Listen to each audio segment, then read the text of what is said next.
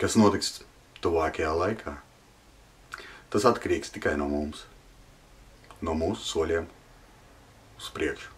Lai vēl kādam atšifrētu ikdienas dzīvi, nepielietojiet vienas frāzes. Nekad nesakiet mūsu valdība. Tā nav jūsu valdība. Nekad nesakiet mūsu likumi.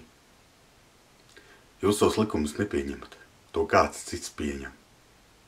Nekad nesakiet mūsu nodokļi.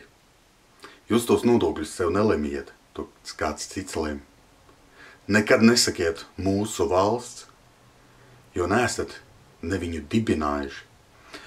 Neesat pat redzējuši savā dzīvē tik daudz kā valsts deklarācija. Tāpēc, ka tādas neeksistē. Jūs varat vienīgi atvērt likums LV un ieraudzīt dzeltenu lapiņu. Dzeltena aptuveni tikpat, cik šī gaisma ir uzlikta.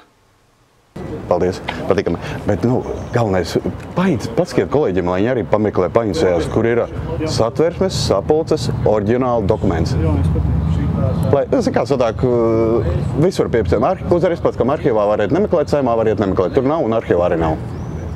Ir jau atbildes, tur nav. Labi, jā. Ģeniāli. Tā kā, es uzreiz pats, lai jūs nerakstu, tur negaidat un tur negaidat. Painteresējāties mani jautājumu? Neinteresējāties, tas ir svarīgs dokuments. Edgar, negrēko. Es vēlējos pajautāt, kur atrodas satversmes sapulces oriģināls? Satversmes teksta oriģināls? Jā. Nav liels.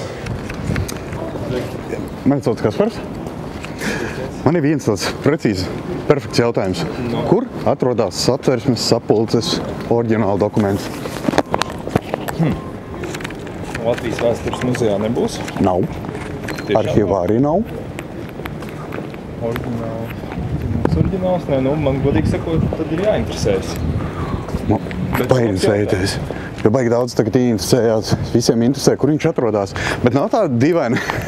Viss šitās ēkas, jūs visi strādājat uz pamatojoties satversmi, tajā pašā laikā es jums katram uzdod jautājumu, jūs pat nezinu, kāds viņš izskatās, kas viņš ir.